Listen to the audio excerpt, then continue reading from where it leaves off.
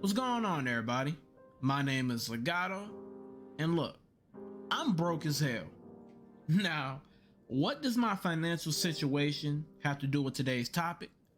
Well, a lot actually. So, as you know, The Last of Us Part 1 is being remade. This will be the third time that the game has been released in less than a decade. And I've seen some people very unenthusiastic about the $70 price tag.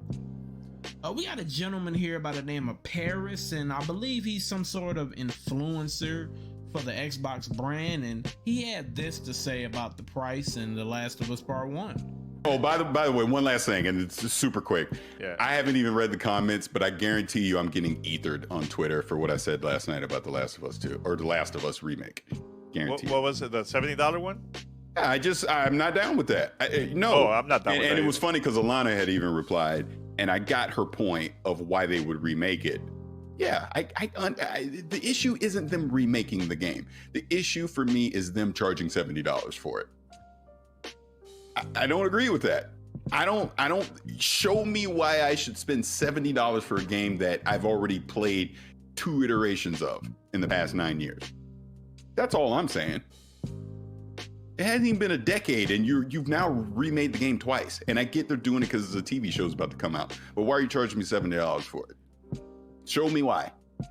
See, they could flip it and say, hey, the game is available on PlayStation Plus subscription. Hey, that would be great, but that's not going to happen. It's $70. But they're not doing that. They're charging you $70. That's my point. What's my incentive?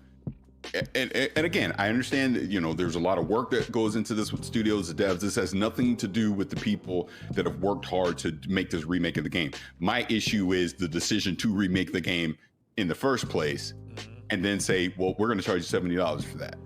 Because most of your audience has already played it, right? I get that you're going to get some new people to come in because of the TV show and all that, but that game already exists. That game is already one of the best games ever made.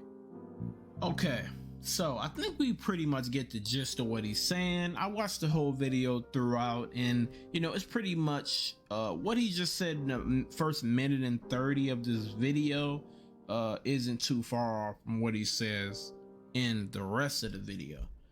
And my opinion on his take is I have to agree with it.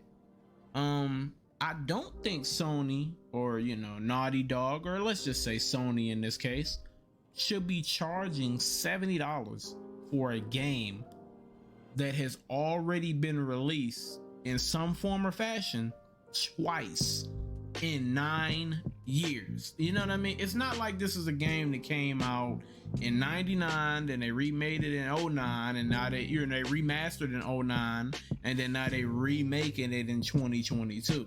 No, the original game came out in 2013. We had a remaster in 2014 or 15, can't remember, and then now we have this remake. I understand.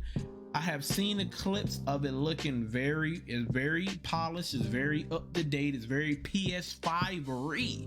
It's very nice looking.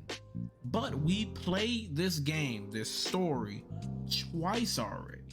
So I really don't understand what's the big uproar about what's his name, Paris Lily. I don't really understand what's the big uproar about his opinion, because to me it's a good take. Now I do understand that he's an Xbox guy, and people on Twitter, people on the internet have this weird kind of fandom and alliance with this brand and that brand, and if somebody says one thing they don't like about the other brand, then it's kind of like a hey, we against you forever type of thing. I don't follow this guy. I don't know any of his other takes, but all I can say is that if I just look at this take in a vacuum by itself, an isolated incident, I have to agree. So let's look at some replies to this. Now this is a dude I muted. I don't even know why. I don't really know who this is, but he's muted. So I probably was arguing with him on a fanboy post or something. But he says, easy, Paris. If you don't feel you should buy it because you've already bought it twice in the last 10 years or what have you, then that really has nothing to do with the price and more to do with an apparent lack of desire to buy it / play it again. Don't buy it. Simple. I mean, that's such a basic take on an opinion. It's like, oh, well, if you don't like it, don't buy it. I mean, of course. But I mean, the guy obviously has a podcast. People obviously value his opinion. This post has 839 likes. He has a check mark by his name. He's on a podcast with 2 other dudes. It's a nice setup. So obviously some people value his opinion. So for you to just be like, well, if you don't like it, don't buy it, basically trying to silence this guy's opinion, I just don't know if I can agree with that type of take. You could boil anything down to, hey, if you don't like it, don't buy it or don't play it. Like, say for instance, if you get on a game and you try to play online and then it's some cheesy stuff online, if you don't like it, just don't play it.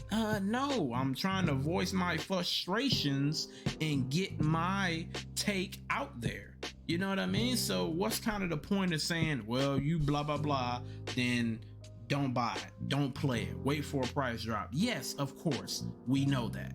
Yes, we get it, but you can't just boil somebody's opinion just down to that. It's kind of, ignorant in my opinion. The homie G-Rock, we actually follow each other. He said, fam, then don't buy it. Show them you're not okay with it. Speak with your wallet. They're not getting $70 out of you until the PC release, and suddenly you'll be in love. We know how it goes, bro. So I'm on him. So I guess he's basically saying that when the PC version comes out, he's going to, be in love with it. But just because it's only on PlayStation right now, he's kind of being critical of it. That may be the truth. But at least he had more to say than just, hey, don't buy it. He's kind of saying, hey, just show it with your wallet. And then I agree with this one from Leon. He says, people being defensive about the pricing is odd. There's a lot to cherish about The Last of Us, but charging $70 even with the improved gameplay isn't justifiable. FF7R is what I consider a substantial from the ground up remake, and that wasn't even $70. It is what it is, I guess. And that's a fair point. I think that it kind of brings it back to the conversation that people had a few weeks ago about when is it enough time to remake a game? Because like we said, the game just came out 9 years ago. We got a remaster 8 or 7 years ago, whenever. So just to remake a game that still holds up incredibly well. It's one of the greatest games ever made. So the game still holds up incredibly well. It's not old at all. So, it's kind of like, what's really the point? But that's a whole nother conversation. Then it's also led to people talking about the $70 price tags for all games and people complaining about stuff like that. And my take on a $70 price tag is that I'm gonna be real with you. I don't consider it that big of a deal because we paid $60 for video games for 20 years, almost 20 years. And it's finally went up $10. I know the cost to make games has went up, but also a lot of these companies are posting record-breaking profits as well. So it's kind of I can understand both sides. To me it's just $10. To somebody else that $10 can mean a lot. So I'm not gonna broke shame somebody because I'm not rich. So I'm not gonna be like, well, damn, you broke if you can't afford the extra $10. But I mean, $10, $60 and $70 isn't like an astronomical difference. I just care if it's bang for my buck, because I bought Battlefield 2042 and that wasn't worth $70. But to be fair, that's the only game I bought so far on my PlayStation 5 that I actually regretted buying.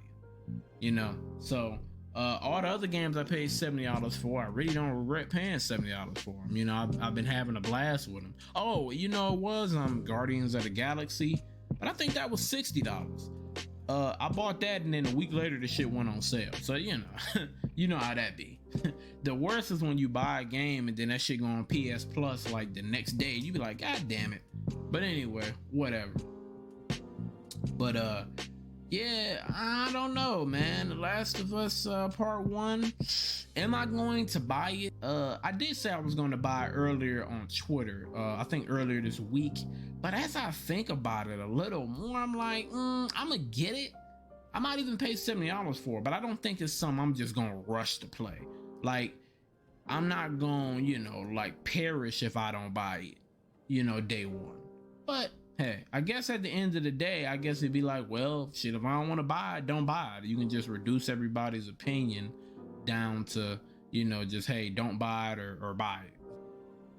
But I think y'all get the gist of what I'm saying and what Paris was saying and, what the people that disagree with him said. So, hey, that's all I really got for y'all today. My name is Legato and I'm out. Peace.